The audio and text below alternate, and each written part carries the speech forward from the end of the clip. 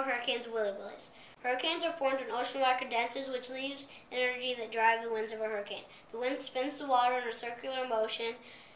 As the water spins, the hurricane moves towards land. Once on land, the hurricane weakens, then dies.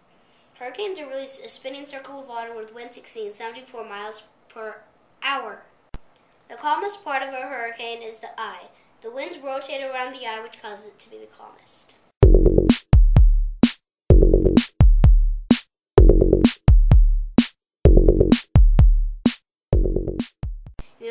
Did you know that the United States has the most tornadoes touched down than in any other country? Tornadoes form when winds blow in different directions at different speeds. The winds spin on the ground like a log rolling down a hill until upward winds tip it upward. Just like the hurricane, a tornado has a center and winds spin around it. Unlike hurricanes, tornadoes are on land, not on water.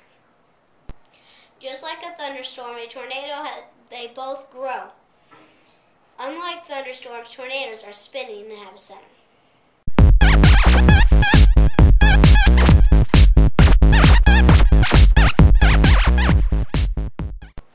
Did you know that at any given moment 1,800 thunderstorms are in progress?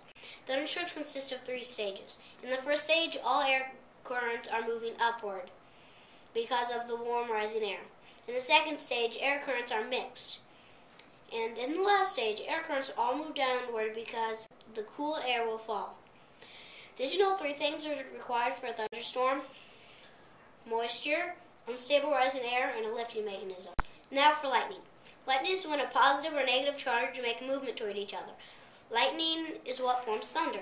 Thunder happens because lightning heats up the air in a millionth of a second, causing the air to vibrate.